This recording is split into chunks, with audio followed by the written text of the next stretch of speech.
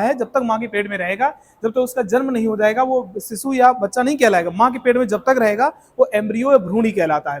लेकिन भ्रूण की अगर बात बताएं, जो रियल जो भ्रूण का जो आपकी फॉर्मेशन होता है वो स्पर्म और आपकी ओवरी के मिलने की जो पहली कोशिका का निर्माण होती है वो बनेगा। तो शुरू की जो प्रोसीजर होती है लगभग 3 महीने तक बच्चे का इसमें बच्चे में हड्डी नहीं बनती है। इसलिए कभी आपने देखा होगा, कभी बाई चांस या मतलब किसी वजह से अगर बच्चे में कोई प्रॉब्लम आ गई है, विकृत आ गई है, या कभी कभी मतलब इलीगल तरीके से भी हो जाता है, देखना डॉक्टर के पास जाते हो, डॉक्टर में अबॉर्शन का ऑप्शन आता है कि वो क्या है, गर्भपात कराना पड़ेगा। और जब वो गर्भपात कराना है तो उसमें कंडीशन ये होती है, डॉक्टर पूछता है कि मतलब ये जो मतलब बच्चा है लगभग कितने दिन का है, क्योंकि माँ को पता होता है ना, माँ को पता चल जाता है कि लगभग बच्चा कितने दिन का हो सकता है। अब माँ का पता होने का एक रीजन है, क्योंकि माँ का जब अगर माँ के अंदर प्रेगनेंसी आएगी तो उसका मेंस्ट्रुएशन साइकिल रुक जाएगा। मेंस्ट्रुएशन साइकिल रुक जाएगा तो ये पता चल जाता है कि प्रेगनेंसी आ गई है, प्रेगनेंसी आई है। तो वो लगभग प्रेगनेंसी के दिन से लेकर जब तक लगभग 3 महीने तक, अप्रोक्सीमेट 3 महीना होता है, तब तक बच्चे में हड्डी का निर्माण नहीं होता है। 3 महीने के बाद हड्डियां निर्माण बनना प्रारंभ होती है। क्लियर है? तो वो इसलिए देखना, जब भी बच्चे किसी का अगर अबॉर्शन होता है, गर्भपात कराया जाता है, तो 3 महीने से कम का बच्चा है तो वो डॉक्टर दवा द्वारा या इंजेक्शन से गर्भपात करा देता है, ब्लीडिंग से बच्चा बाहर निकल जाता है। लेकिन 3 महीने से ज्यादा हो गया, 4 महीने, 5 महीने, 6 महीने, तो फिर अगर किसी प्रॉब्लम, अगर बच्चे में कोई समस्या आ रही है, उसका अबॉर्शन कराना जरूरी है, गर्भपात कराना जरूरी है, तो फिर डॉक्टर ऑपरेशन द्वारा करता है। ठीक है? अब वजाइना के माध्यम से हाथ डाला जाता है, उसे काट के पूरे बच्चे को बाहर निकाला। जटिल प्रोसीजर होता है, बहुत जटिल प्रोसीजर होता है अगर ऐसी कंडीशन होती है। अगर कम समय का है, 3 महीने से कम समय का है, तो फिर दवा से और इंजेक्शन से अबॉर्शन हो जाता है, गर्भपात हो जाएगा, कोई समस्या नहीं होती है। हाँ, लेकिन प्रॉब्लम तो है कि यार कि माँ के शरीर से एक हिस्सा है, एक हिस्सा जुड़ा है, और वो बिना वजह से अलग किया जाएगा तो पूरे शरीर में समस्या आती है। क्लियर है? लेकिन अगर नॉर्मल तरीके से होता, मतलब किसी, देखो अगर जो शादीशुदा है उनमें अगर हो रहा है तो किसी डॉक्टर ने बताया होगा कि ऐसी समस्या है, हो सकता है आगे बच्चा विकलांग पैदा हो, या बच्चे में कोई मानसिक प्रॉब्लम आ सकती है, तो आपको लगता है कि यार ऐसे अच्छा कि अभी तो बच्चा हुआ ही नहीं है, जब हो जाएगा तब ज्यादा समस्याएं होंगी, लगाव भी हो जाएगा, अभी उसको अबॉर्शन करा लेते हैं, ज्यादा सही है। लेकिन कभी कभी ऐसा होता है कि मतलब जैसे रिलेशनशिप में है कोई रिलेशनशिप में भी अगर ऐसी कंडीशन हो जाती है तो उसमें अबॉर्शन तो कराना पड़ेगा। अबॉर्शन जब होता है तो इसी कंडीशन में होता है, 3 महीने से पहले, तब भ्रूणावस्था में हड्डियां नहीं होंगी, 3 महीने के बाद बनना प्रारंभ हो जाती है। और आपको पता है हमारा जो बच्चे का जन्म होगा प्रॉपर लगभग 9 महीने में होगा जाके, तो जो 6 महीने का टाइम पीरियड होता है उस दौरान हड्डियां बन जाती हैं, हड्डियों का निर्माण हो जाता है।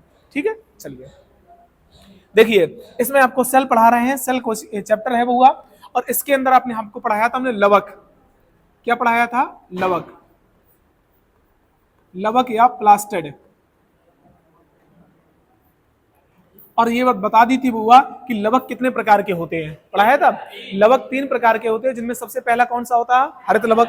दूसरा कौन सा होता है? वर्णी लवक। और तीसरा कौन सा होता है? अवर्णी। हरित लवक का कार्य बता दिया था, कहाँ पाया जाता है पौधों में, क्या कार्य है इसका? मुख्य कार्य है बुआ पौधों का हरा रंग देना। अब बताइए पौधों में हरा रंग कहाँ होता है? 2 जगह हो सकता है, सर्वाधिक मात्रा में पत्तियों में होता है और कुछ मात्रा में तने में होता है। क्लियर है? तो ये है। अब जो हरित लवक है इसमें वो एक पदार्थ पाया जा रहा है, हमने आपको बताया था, इसका नाम है क्लोरोफिल या पर्णहरित, पर्णहरित या क्लोरोफिल। और वो इस पर्णहरित या क्लोरोफिल के कारण ही पौधे अपना भोजन बना पाते हैं। क्लियर है? ये बात बता दी थी।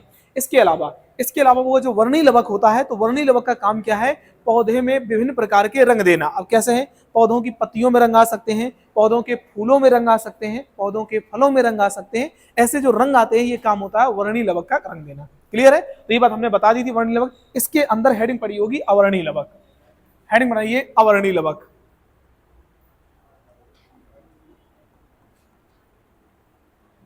अवर्णी लवक, और इसे अब हुआ कहते हो ल्यूकोप्लास्ट। ल्यूकोप्लास्ट, अवर्णी लवक। ठीक है? ल्यूकोप्लास्ट या अवर्णी लवक। ठीक है? वो आपके नाम से ही समझ रहा है। वर्ण हमने आपको जब इसका वर्णी लवक का शाब्दिक अर्थ बताया तो एक बात बताई थी, वर्णी का मतलब होता है रंग, ऐसा लवक जो रंग देता है। और मतलब आ लगा है, मतलब आ माने नहीं, ऐसा लवक जो रंग मतलब क्या है? रंग नहीं देता है। और वो अगर ये रंग नहीं देगा तो ये कैसा होगा? ये रंगीन होगा या रंगहीन होगा? ये कलरफुल होगा या कलरलेस होगा? कैसा होगा? कलरलेस होगा। क्लियर है? इसी बारे में लिखना है, तो लिखो पहला पॉइंट, लिखो अवर्णी लवक। देखो अवर्णी लवक रंगहीन होता है,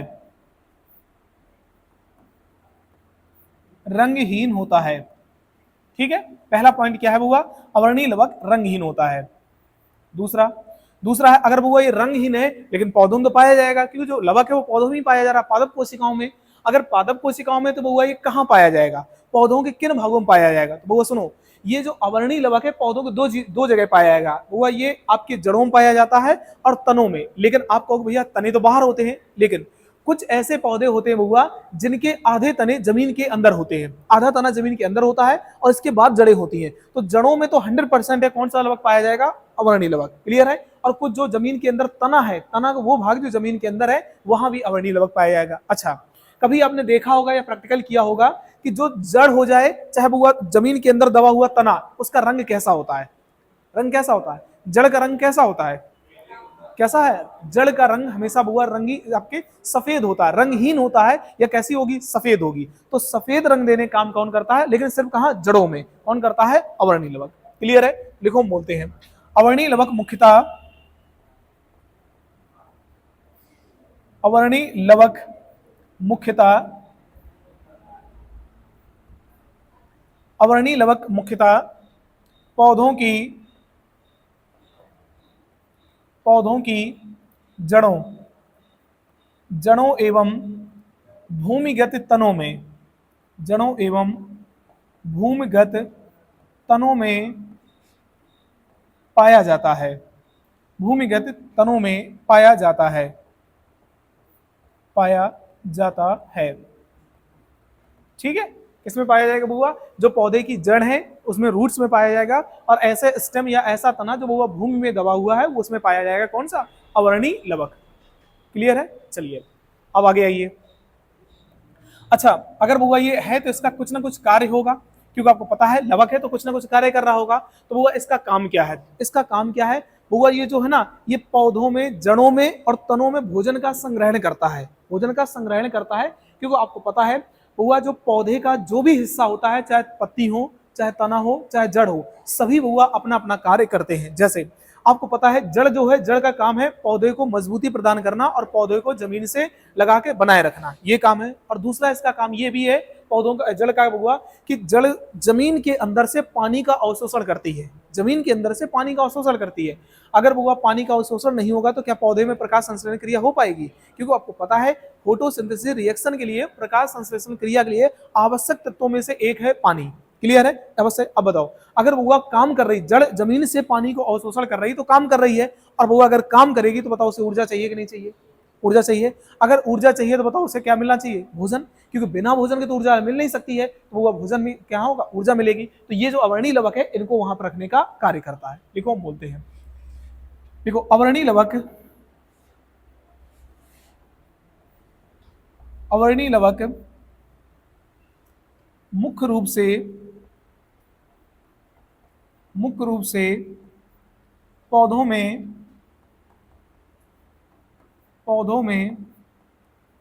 भोजन का संग्रहण करता है,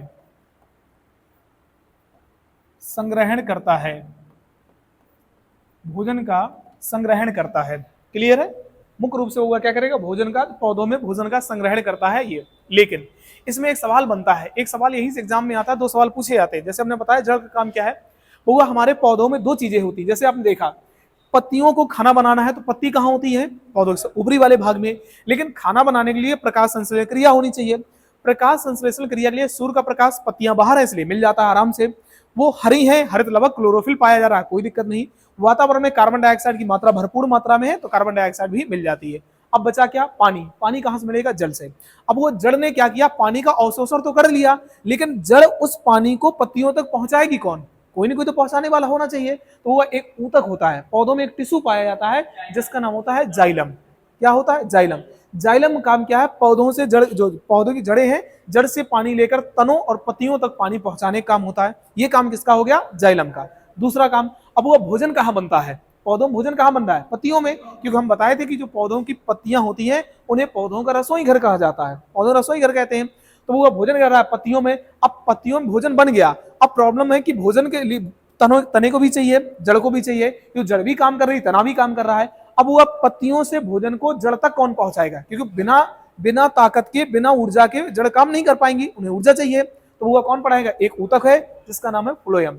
फ्लोएम नाम का जो ऊतक है ये पत्तियों से भोजन लेकर पौधों में तनों और जड़ों तक पहुंचाता है, जबकि जाइलम नाम का जो होगा ऊतक है ये जड़ों से पानी को लेकर तनों और पत्तियों तक पहुंचाता है। जबकि संग्रहण करने का काम किसका है, तो संग्रह भोजन को इकट्ठा करने या संग्रहण करने का काम किसका है, अवरणी लवक का। क्लियर है? तो ये बात यहाँ की नहीं, लेकिन यही नोट बना के लिखाई दे रहे हैं ताकि याद रहे आपको। क्लियर है? लिखिए, लिखो, ये इसको यही नोट बना के लिखाई दे रहे हैं।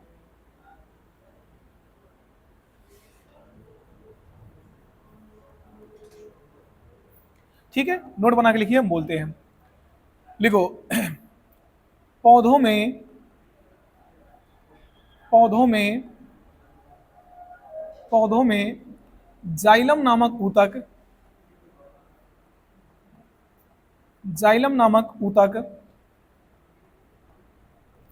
जड़ों से पानी या जल को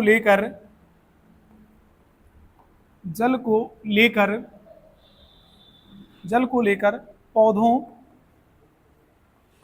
पौधों के सभी भागों में पहुंचाता है। ठीक है, अच्छा, सभी भाग क्या है, तो वो जड़ में तो जाइलम पाया जा रहा है, और जब पाया जा रहा है तो इसका मतलब यहाँ पे ऑलरेडी पानी है, जड़ अवशोषित भी कर रही है, तो दो चीज, ये तनों तक बुआ पानी पहुंचाएगा, तनों में, और ये किसमें पहुंचाएगा बुआ, पत्तियों में। किसमें पहुंचाएगा, पत्तियों में। जड़ों में पहुंचाएगा और पत्तियों में पहुंचाएगा, और पत्तियों में बहुत पानी का बहुत जरूरत है, क्योंकि प्रकाश संश्लेषण क्रिया भी वही होती है। दूसरी बात, श्वसन भी, जो पौधे हैं अपना श्वसन कहाँ से करते हैं, पत्तियों से, और जब श्वसन करेंगे पत्तियों में पानी पहुंचेगा तो वो वहाँ वाष्पोत्सर्जन होता है, और वाष्पोत्सर्जन द्वारा पौधों से पानी का उत्सर्जन होता है, पत्तियों के द्वारा ही पानी का उत्सर्जन पौधों से होता है, जिसे वाष्पोत्सर्जन कहते हो। तो वो किसमें होता है, इसमें। तो ये याद रखना, ये कौन काम करता है, ये करता है जाइलम।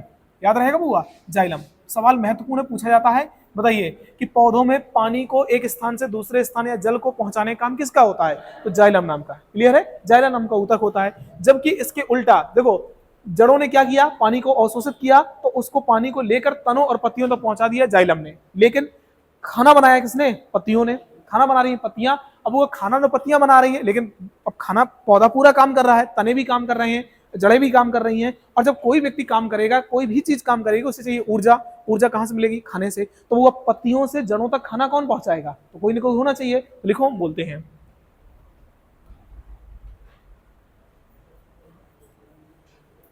लिखो,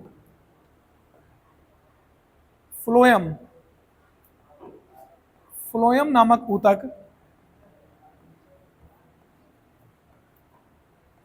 नामक ऊतक पत्तियों से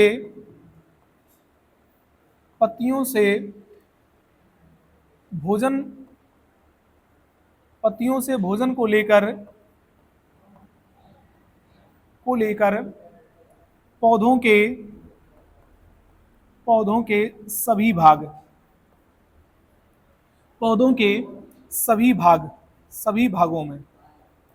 भागों में कहां कहां हो सकता है बुआ, तो पौधे पत्तियों में है, तो पत्तियों में ऑलरेडी भोजन होगा, तो कहां हो सकता है बुआ, तनों में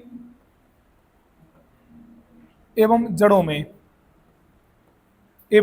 में सभी भागों में पहुंचाता है। ठीक है, सभी भागों में पहुंचाने का काम होता है फ्लोएम का। महत्वपूर्ण सवाल है, इसलिए याद रखना ताकि डाउट ना आए। अच्छा, कैसे याद रखना, वो देखो, जा से है जल और जा से है जाइलम। जा से है जल और जा से ही क्या है, जाइलम है। और आप जानते हो जो भोजन है, भोजन क्या कहते हो, फूड। भोजन क्या होता है, फूड। फा से फूड और फा से फ्लोएम, याद रहेगा। अब देखो, ये कोई ट्रिक नहीं, मतलब बस याद करने का तरीका बता रहे हैं, ताकि अभी तो याद रहेगा, अभी क्लास चल रही है, लेकिन अभी कुछ दिन बाद अगर हम पूछेंगे तो हो सकता है कंफ्यूजन आए। तो आपको ये याद रखना, भैया ने क्या बताया था। जल पूछ रहे हैं तो आगे क्या आएगा, जाएगा, और जा किस में आ रहा है, जाइलम में। और वो मतलब फूड पूछ रहे हैं, मतलब भोजन पूछ रहे हैं, तो किसमें आएगा, एफ से, तो फूड से, और फ्लोएम तो किसमें आएगा, फ्लोएम। तो वो पौधों में भोजन का परिवहन करने का काम एक स्थान से दूसरे स्थान में किसका होता है, फ्लोएम नामक ऊतक का होता है। जबकि जल का अवशोषण एक स्थान से दूसरे स्थान परिवहन करने का काम किसका होता है, जाइलम का। क्लियर है, हो गया क्लियर। तो वो याद रखना, ये बात दो महत्वपूर्ण थी, ये बात हमने बता दी आपको। और दूसरी बात, जो हमने लवक आपको पढ़ा रहे थे, लवक आपका कंप्लीट हो गया। लवक क्या हो गया, लवक आपका हुआ कंप्लीट हो गया। क्लियर है, लवक कंप्लीट हो गया, क्योंकि जो कोशिकांग है उनमें से लवक चल रहा था वो कंप्लीट हो गया। 3 प्रकार के थे, हरित लवक, वर्णी लवक और अवर्णी लवक, उनमें से हमने करा दिए। अब वो अगली हेडिंग डालो माइटोकॉन्ड्रिया, अगली हेडिंग डालो माइटोकॉन्ड्रिया, या ऐसे कहते हो सूत्र कणिका, माइटोकॉन्ड्रिया, सूत्र कणिका।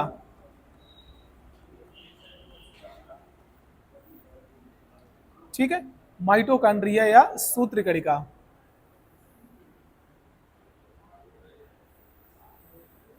माइटोकॉन्ड्रिया इंग्लिश शब्द है, सूत्र कणिका माइटोकॉन्ड्रिया को हिंदी में सूत्र कणिका कहा जाता है। ठीक है, सूत्र कणिका कहते हैं माइटोकॉन्ड्रिया को, माइटोकॉन्ड्रिया या सूत्र कणिका। ठीक है, चलिए अब अगर थोड़ी बात इसकी कर लेते हैं, वो ये काम क्या करता है, इसकी अगर बात करोगे माइटोकॉन्ड्रिया क्या कार्य करता है, तो वो इसका कोशिका के अंदर मुख्य जो सबसे महत्वपूर्ण एक कार्य है, ये कोशिका के अंदर श्वसन कराती है। दूसरी बात ये हुआ कोशिका को ऊर्जा प्रदान करती है। क्या करती है, कोशिका को ऊर्जा प्रदान करती है। अब ऊर्जा क्या है आपको पता है, हमने जो खाना खाया, हमने जो भी खाना खाया हुआ, चाहे वो ग्लूकोज के रूप में हो, प्रोटीन के रूप में हो, वसा के रूप में हमने खाना खाया। अब हुआ इसका जो पाचन होगा, जब जब खाने का डाइजेशन होगा, खाने का ब्रेकडाउन होगा, खाना आपका पचित होगा, और जब वो पचित होगा तभी जाके आपको ऊर्जा मिलेगी। अब हमारे शरीर में ग्लूकोज की मात्रा है, हमने खाना खाया, ग्लूकोज है, जब तक ग्लूकोज जलेगा नहीं, जब तक ग्लूकोज टूटेगा नहीं, तब तक ऊर्जा नहीं मिलेगी। क्लियर है, और वो ये क्रिया कहाँ होती है, कोशिका के किस भाग में, इसमें होती है माइटोकॉन्ड्रिया में। आगे सारी बातें लिखाएंगे तो लिखो बुआ, लिखो माइटोकॉन्ड्रिया के बारे में, माइटोकॉन्ड्रिया, माइटोकॉन्ड्रिया के बारे में सर्वप्रथम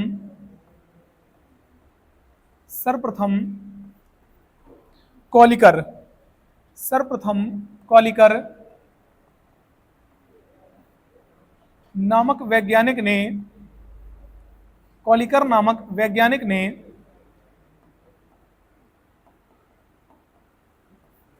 ने बताया था, सर्वप्रथम कॉलिकर नामक वैज्ञानिक ने बताया था,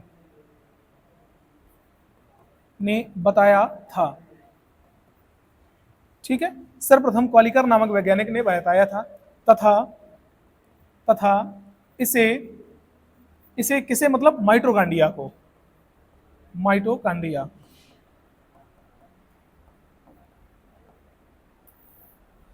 इसे या माइटोकॉन्ड्रिया को सैक्रोसोम का नाम दिया था।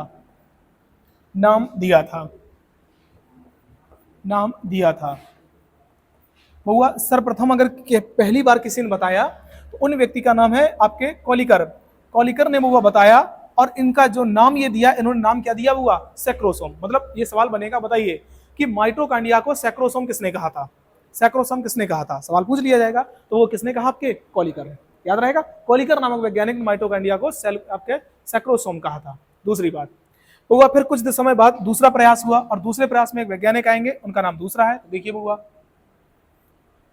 लिखो फ्लेमिंग नामक वैज्ञानिक ने, फ्लेमिंग